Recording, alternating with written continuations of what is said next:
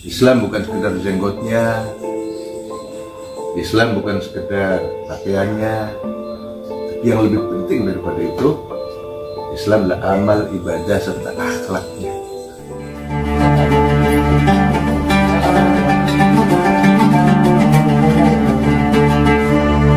Assalamualaikum warahmatullahi wabarakatuh. Alhamdulillahirabbil alamin wa bihi nasta'inu ala umuri dunya waddin. Wassalatu wassalamu ala sayyidina Muhammadin sayyidil mursalin wa ala alihi wa ashabihi wa man tabi'ahum bi ihsan ila yaumil rabbi shrah li sadri wa yassir li amri wahlul 'uqdatam min lisani yafqahu qawli. Amma ba'du. Alhamdulillah, puji syukur kehadirat Allah Subhanahu wa taala. Malam ini mudah-mudahan malam yang diridhoi oleh Allah Subhanahu wa taala dan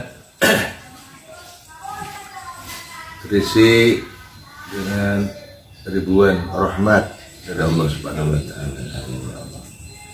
Kebetulan saya Al-Faqir ilallah sedang berada di Saung BTN Sindang Laut. Saya bisa jalan dari daerah Pasawahan di Kuningan terus ke Mandala. Kemudian ngaso pulang di sini, tiba-tiba ada tamu agung. Kenapa saya katakan tamu agung? Sebab sukar bertemu dengan beliau. Dengan kesibukannya, beliau kerja di pertambangan di Pertamina, tapi tugasnya di Palembang. Kebetulan sedang liburan di Cirebon, jadi ada kesempatan untuk bertemu kali ini dan diisi dengan hal yang bermanfaat, insya Allah. Welcome, ahlan wa sahlan wa marhaban. Mas Haji Kuat yang baru nyampe dari Madiun dan Gresik, kemudian langsung ke sini. Maka barangkali ada yang perlu ditanyakan, kita sharing juga tanya bagi ini Pak ya, untuk belajar tasawuf ya. Ini pertama saya ingin tahu, mungkin nanti juga bermanfaat untuk semuanya. Tasawuf itu apa sih Pak ya sebenarnya? Tasawuf itu pertanyaan yang bagus. Itu kalau dalam istilah ilmu pesantren, istilah ilmu kesantrian, itu apa yang dikatakan Mas Haji Kuat ini sesuai dengan kaidah. Jadi tasawur dulu baru tasdik. Tasawur dulu baru tasdik. Tidak mungkin tasdiknya akan benar kalau belum tasawur. Tasawurnya salah, maka tasdiknya pun salah. Apa yang dimaksud ilmu tasawur? Jadi tasawur itu berpikir atau mempertanyakan, bertanya dengan berpikir itu sama aja tentang substansi atau esensi dari sesuatu. Ada orang bilang begini, tasdiknya, dia mengatakan begini, kue serabi dan tempe itu enak rasanya, itu tasdik gitu. Ini dalam istilah ilmu mantik, ilmu logika formal yang dipelajari di sana. Kue serabi dan tempe itu enak rasanya. Tentu dia itu harus tahu apa itu serabi, apa itu tempe. Kalau sudah tahu serabi dan tempe jaket, kemudian dia makan, baru boleh dia berkata begitu. Ada orang kalau sama serabi dan tempe aja belum tahu, dia bilang begitu, serabi dan tempe itu enak rasanya manis. Padahal dia belum pernah tahu apa itu serabi dan tempe. Berarti karena belum tasawur, maka tasdiknya nanti salah, atau tasawurnya salah, tasdiknya salah. Betul, jadi setuju sekali apa yang dikatakan Mas Kuat. Tasawur dulu, nanti baru terakhir tasdik. Banyak ulama yang mendefinisikan tentang makna tasawuf. Ada yang mengatakan tasawuf itu akar kata dari suf, artinya bahan kain yang terbuat dari wool. bulu kambing. Ada juga yang mengatakan tasawuf itu akar katanya dari sufi, tasawwafa, ya tasawwuf artinya membersihkan diri atau menjernihkan diri. Jadi ma'un sofin, air yang jernih. Tasawwafa berusaha membersihkan diri, atau disebut dengan tazkiyatun nafas, membersihkan hati. Jadi kesimpulannya ilmu tasawuf itu adalah ilmu yang bertujuan untuk membersihkan hati kita. Ilmu yang digunakan atau diamalkan atau difahami dengan tujuan untuk membersihkan hati kita, supaya amal ibadah kita diridhoi dan diterima oleh Allah Subhanahu wa Ta'ala. Kemudian Mas Haji Buat, apakah ilmu tasawuf itu ilmu baru apa bukan? Ternyata yang ada dalam ilmu tasawuf itu isinya itu adalah perilaku para sahabat Rasulullah SAW dan ulama salaf. Tidak ada dalam ilmu tasawuf amal ibadah yang keluar atau tidak bersumber dari Kanjeng Nabi Muhammad SAW, para sahabat dan ulama salaf, tidak ada. Semuanya sumbernya. Maka sumber utama ilmu tasawuf adalah Quran dan hadis. Cuma memang penamaan tasawuf itu hal yang baru, dan baru pun tidak terlalu baru. Itu kurun waktu kedua, ketiga, kira-kira kurang lebih seperti itu. Itu zamannya tabi'in sudah dikenal, kata Imam Malik bin Anas radhiyallahu anhu sudah mengenal kata tasawuf, sufi. Kemudian ya Imam Syafi'i juga sama Imam Sayyidut Taifah Junaid al-Baghdadi itu juga sudah menggunakan istilah ilmu tasawuf. Kalau isinya itu apa? Diamalkan Rasulullah dan para sahabat. Ilmu tasawuf. Jadi supaya mempelajari, mendalami, mengamalkan agama Islam jangan dari kulitnya belaka, tapi dari lubnya, dari dalamnya. Bukan sekedar simbolik kulitnya saja. Islam bukan sekedar jenggotnya, Islam bukan sekedar pakaiannya, tapi yang lebih penting daripada itu, Islam adalah amal, ibadah, serta akhlaknya. Sebab Rasulullah itu diutus oleh Allah Subhanahu wa Ta'ala hanya untuk memperbaiki moral. Ya, kalau Rasulullah SAW, innama bu'ithu liutammima makarimal akhlaq. Makanya lafaz innama kalau dalam istilah santri, innama itu adatul hasri, perabot hasar. Artinya kalau diartikan secara mudah artinya hanya. Saya ini diutus oleh Allah hanya mau untuk menyempurnakan akhlak. Itu tujuan utama diutusnya baginda Nabi besar Muhammad SAW. Tentu akhlak kepada Allah dan akhlak kepada makhluk. Jangan sampai sama sesama umat Islam saling mencela, saling menyalahkan, apalagi suudzon, berburuk sangka. Ini minal kabair, dosa besar. Itu jangan sampai begitu. Kita belajar ilmu tasawuf, nggak boleh berburuk sangka sama sesama umatnya Nabi besar Muhammad SAW. Bahkan sebetulnya sama non Muslim juga sebenarnya nggak boleh, apalagi sama sesama umat Islam.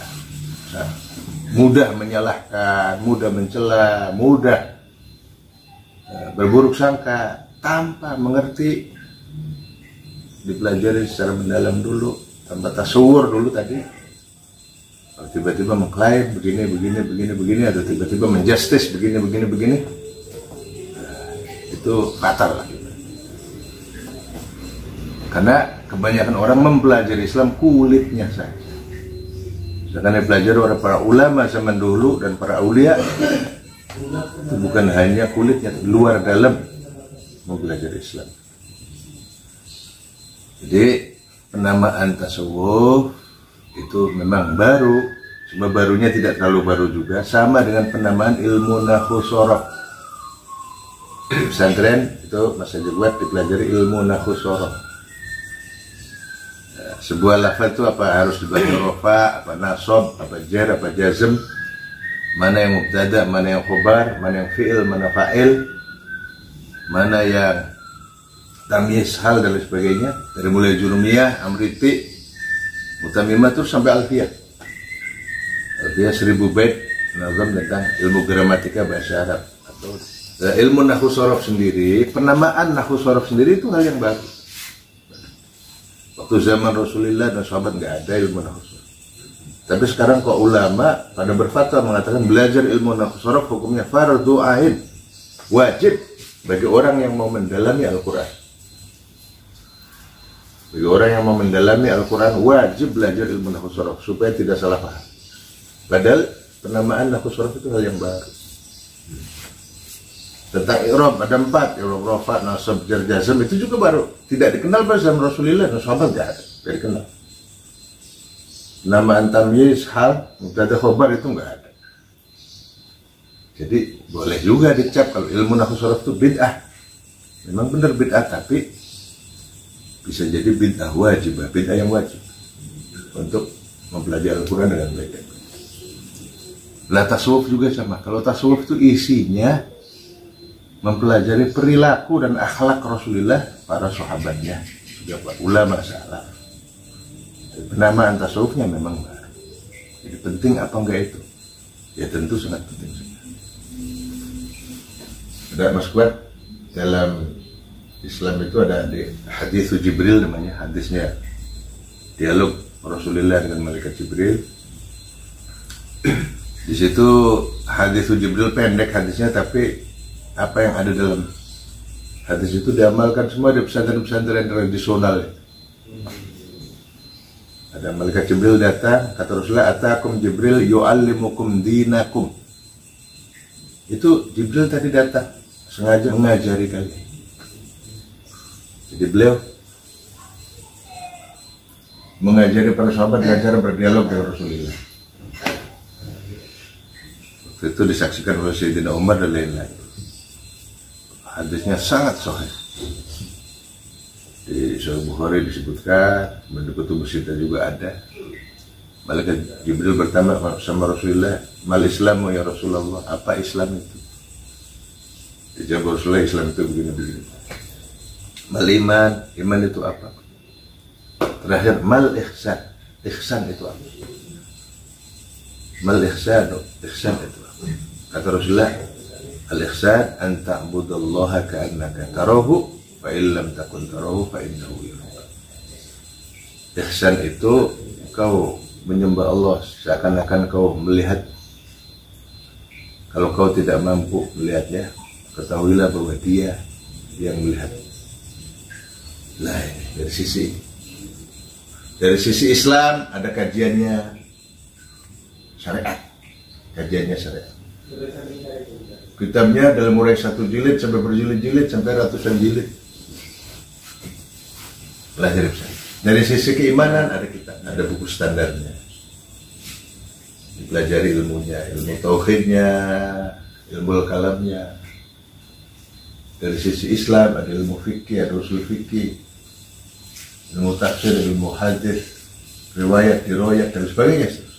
Kurang lebih ada 16 cabang ilmuwan. Pesantren pelajari tentang ilmu Islam dan iman. Kemudian setelah ilmu Islam dan iman, ilmu ihsan ini. Ihsan artinya kita memperbaiki kualitas diri, hubungan dengan Allah dan dengan makhluk, vertikal dan horizontal, hablum min Allah dan hablum. Itulah yang disebut ilmu tasawuf. Jadi sepertiga dari ilmu itu, ilmu iman, ilmu Islam, ilmu ihsan, 1/3. Jadi kelanjutan dari salah. Setelah iman, kita ma'rifat billah, tahu Allah Subhanahu wa taala, tahu apa perintah dan larangan Allah, kemudian hal-hal yang bisa mendatangkan ridho Allah Subhanahu wa taala dan Rasulnya, itulah ilmu tasawuf. Makanya Syekhul Islam Ibnu Taimiyah, meskipun dianggap oleh beberapa orang sebagai Puritan, Islam tekstualis, Islam apa adanya tekstualis. Dan juga panutannya orang-orang Islam tekstualis, Ibnu Taimiyah itu sendiri dalam fatwanya, ada kitab namanya Majmu' Fatawa Ibnu Taimiyah, kumpulan fatwa-fatwa Ibnu Taimiyah, kurang lebih sekitar, tergantung cetakannya, ada yang 30 jilid, ada yang 27 jilid, saya pernah baca. Cetakan terakhir itu 27 itu ada kitab khusus gitu, membahas ilmu tasawuf. Dan ternyata beliau kagum sama sufi,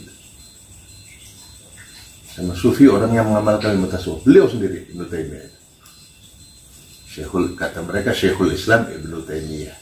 Itu harus komit dong, kagum sama Ibnu Taimiyah. Dengarkan apa yang dia katakan. Di situ dalamnya beliau memuji Sayyidul Taifah Imam Junaid al-Baghdadi.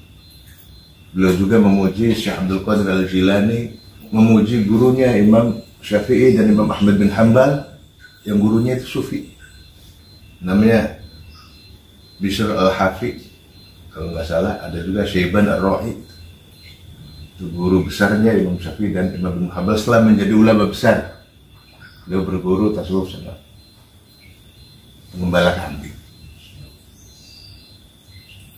Kemudian Al-Imam Zunnun al-Misri juga, itu ulama-ulama salaf yang sufi.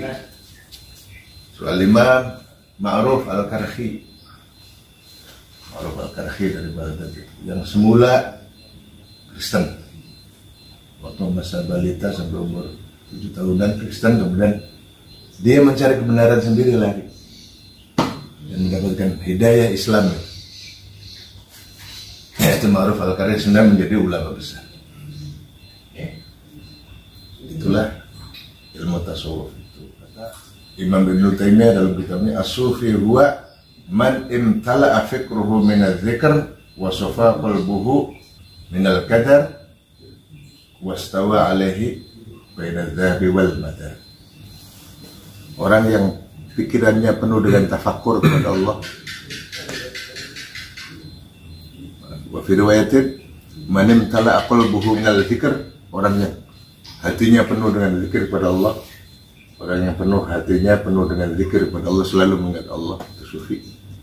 Kemudian pemikirannya, akalnya itu selalu bertafakur, memikirkan kemahakuasaan, bertafakur kepada nikmat Allah, bertafakur kepada semua kejadian yang ada di alam dunia ini, semuanya bersumber dari Allah Subhanahu wa taala. Wastawa alaihi baina dzalik wal madar. Dan nggak ada bedanya, sama bagi dia itu antara emas dengan debu pasir. Ya, nggak silau, tidak silau sama kehidupan dunia. Jangan silau sama kehidupan dunia ya. Sementara ini, yang dikatakan dunia itu fata morgana, dunia itu sebentar, dunia itu serba singkat. Sedangkan hidup yang sebenarnya itu di akhirat. Itu kata beliau sufi, orang yang mengamalkan ilmu tasawuf seharusnya begitu. Jadi walhasil tasawuf itu tadi ilmu ihsan, ilmu tentang ihsan, supaya kualitas ibadah kita semakin baik, ibadah dan muamalah ibadah kepada Allah, muamalah bainal khalaik, berhubungan, berinteraksi sosial dengan sesama manusia. Itu saya kira Mas buat singkatnya tentang tasawuf itu. Terima kasih. Terus kalau kita tadi udah tahu gimana tasawuf, bagaimana kita cara menjalankannya gitu Pak? Baik, terima kasih. Sebetulnya ilmu tasawuf itu ya untuk melengkapi ilmu syariat itu. Jadi kita tidak bisa meninggalkan syariat dengan alasan bertasawuf, itu salah besar. Jadi tasawuf dengan syariat itu harus sejalan. Syariat tetap dilaksanakan, istiqomah dilengkapi dengan tasawuf. Yang sunnah-sunnah itu Yang sunnah-sunnah itu tahajud, sholat duha, qobliyah, ba'diyah, itu adalah bagian dari tasawuf. Ditambah zikir. Tadi apa yang dikatakan oleh Ibnu Taimiyah, jadi zikir. Macam-macamnya zikir yang penting itu apa, macam-macamnya itu bagaimana, supaya hati kita dibersihkan oleh Allah Subhanahu wa Ta'ala dari penyakit hati. Penyakit hati itu apa? Dia sombong, merasa dirinya paling benar, yang lain salah, yang benar. Suka mencela orang lain, suudzon, berburuk sangka sama orang lain. Nah, itu penyakit hati, itu harus diberantas. Hasad, iri dengki, ujub, takabur, sum'ah, berbangga diri, takabur, juga termasuk hubbud dunya wal jah, senang kedudukan dunia, senang pangkat lupa akhirat. Senang pangkat lupa akhirat. Ya memang pangkat itu anugerah, amanat dari Allah. Tapi kalau rakus menghalalkan segala cara untuk mendapatkan jabatan itu, pangkat itu jelas amrun mazmum, sesuatu yang tercela, tidak bisa dibenarkan. Jadi wastawa alaihi baina dzahabi wal madar, sama bagi dia antara emas maupun debu-debu, ya gak ada bedanya. Bahwa kekayaan juga apa yang kita miliki dari Allah Subhanahu wa Ta'ala itu harus manfaat sama orang lain. Lah tadi caranya bertasawuf itu bagaimana? Tadi melengkapi dengan ibadah sunnah yang perlu diamalkan. Tahajudnya bagaimana, meskipun 2 rakaat, yang penting istiqomah. Kemudian duhanya bagaimana, sholat tepat waktu bagaimana. Habis sholat jangan nggak berzikir, jangan nggak berdoa. Habis sholat kok diem aja. Ini bahlul, gobloknya minta belum. Ada yang dia baca tuh zikiran. Sunnah Nabawi, petunjuk Rasul. Habis sholat zikiran, wiridan. Kata Rasulullah, barang siapa yang bertasbih 33 kali, baca Allahu Akbar 33 kali, baca la ilaha illallah 33 kali, itu hadisnya sahih, itu di mana-mana ada. Kok nggak diamalkan? Maka seluruh dosanya luntur, meskipun bagaikan buih di lautan. Itu zikir. Orang benci zikir itu ya benci ajaran Islam namanya. Ajaran Islam itu esensinya di zikir itu. Wa katsiru alladzina yadhkuruna Allaha qiyaman wa qu'udan wa 'ala junubihim wa yatafakkaruna fi khalqis samawati. Rabbana ma khalaqta hadza batilan subhanaka faqina 'adzaban nar. Wala zikrullahi akbar. Dulu ada seorang sahabat yang bernama Sayyidina Abu Darda. Sayyidina Abu Darda itu menghafal Quran, dan beliau pernah mencetak 1000 orang hafal Quran. Jadi, punya murid 1000 orang hafal Quran semua murid beliau. Melalui mulutnya, hafal melalui mulutnya. Dan itu hadisnya Sayyidina Abu Darda itu kebanyakan isinya tasawuf. Waktu beliau berjalan, ada orang tanya, wahai Abu Darda, amal apakah yang paling utama di sisi Allah Subhanahu wa Ta'ala? Ayul amali afdal indallah. Amal ibadah apakah yang paling utama bagi Allah Subhanahu wa Ta'ala? Kata beliau, zikrullah. Selalu berzikir kepada Allah. Terus beliau melafazkan ayat Al-Quran, wala zikrullahi akbar. Dan sungguh zikir kepada Allah itu bobotnya besar.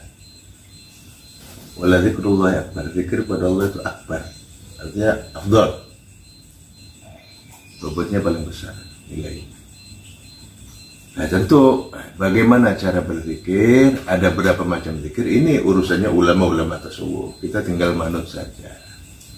Kemudian zikirnya juga nggak boleh ngawur, nggak boleh harus punya guru, harus melalui, sebab kata Al-Imam, seorang wali kutub di Mesir, Imam Abil Barukat Ahmad Ad-Dardir mengatakan bahwa tasawuf adalah thariqah, thariqah adalah tasawuf. Jadi bertoriko itu sarana menjalankan tasawuf. Nah, toriko itu apa? Lembaga zikir. Jadi kayak sekolah zikir, lembaga zikir. Ada dua macam, ada yang mu'tabaroh yang legal, ada toriko yang ghairu mu'tabaroh, lembaga zikir yang tidak legal. Nah, ini jangan diamalkan. Kenapa legal? Karena sesuai dengan syariat. Itu sudah disahkan sama para ulama. Lembaga zikir yang legal, toriko mu'tabaroh. Dan di dunia ini banyak toriko itu, ratusan bahkan ribuan toriko.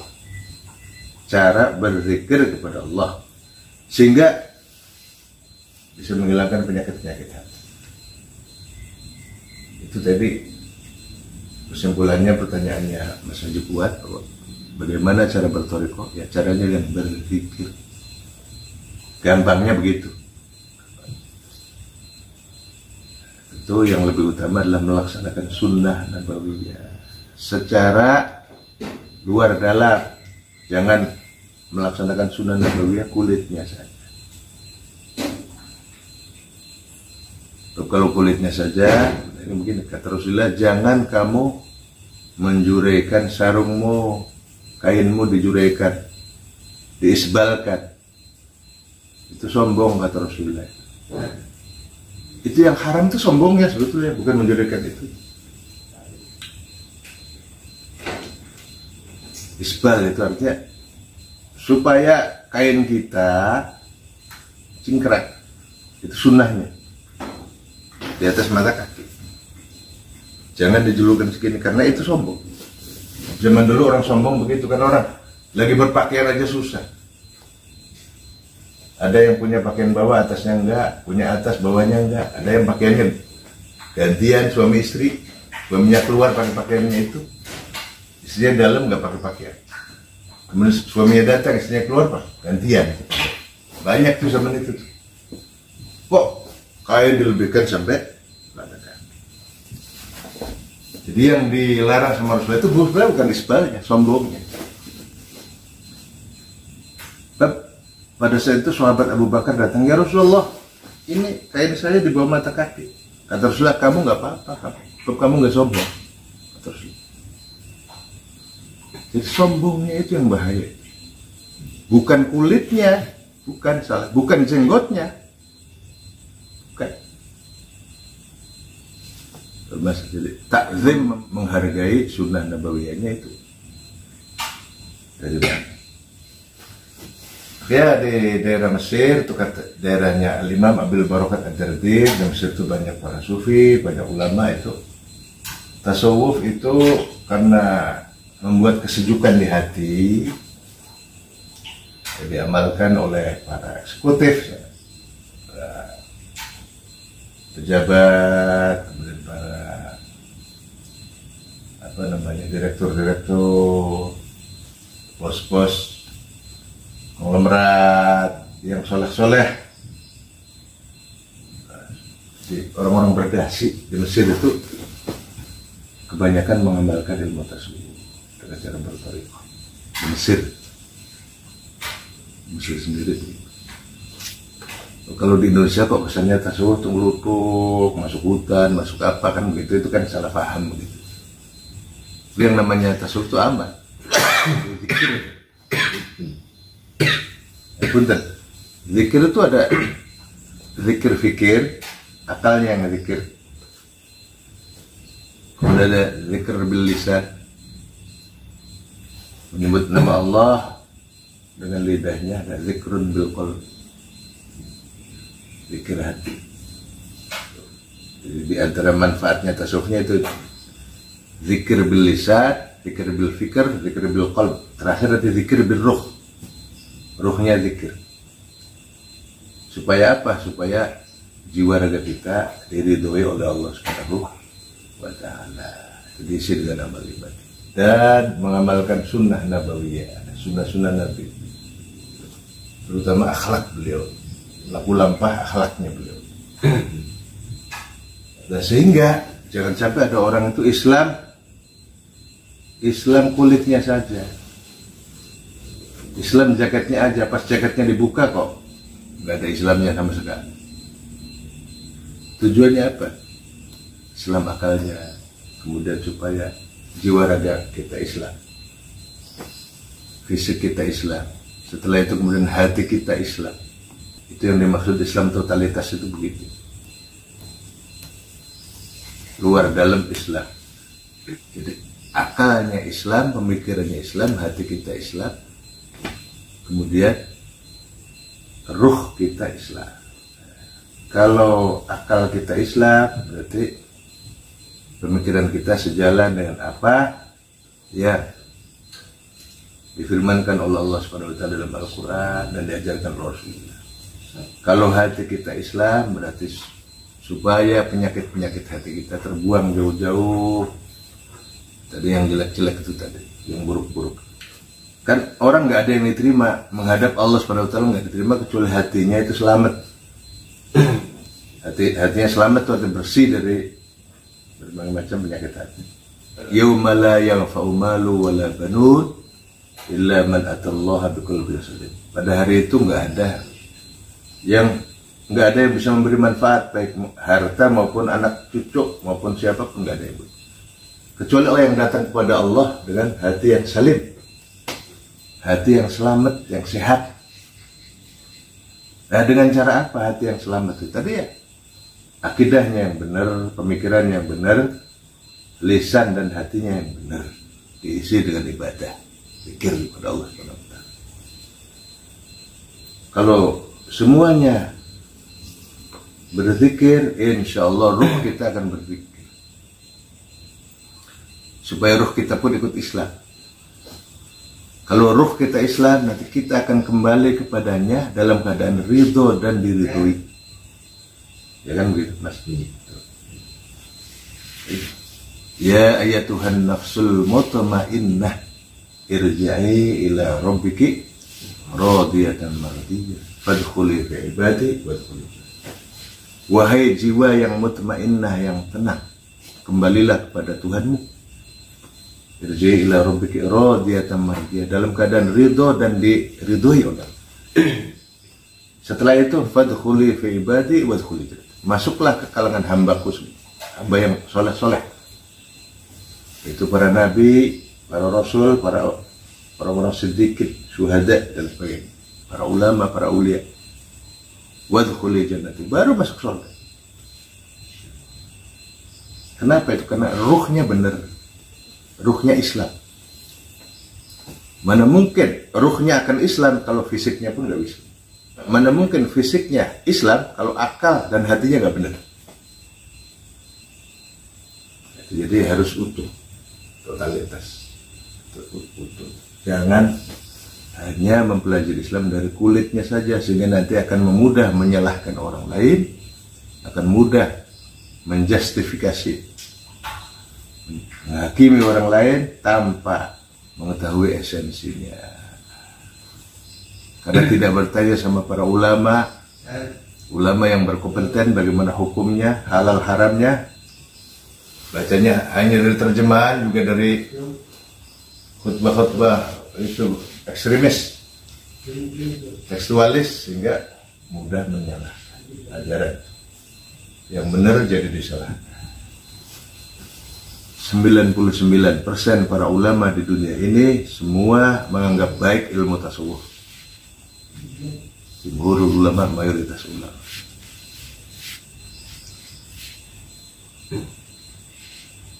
Ya sebenarnya manfaatnya apa ilmu tasawuf? Tentu ya manfaatnya ya supaya hidup kita bahagia di dunia dan sesuai doa Rasulullah.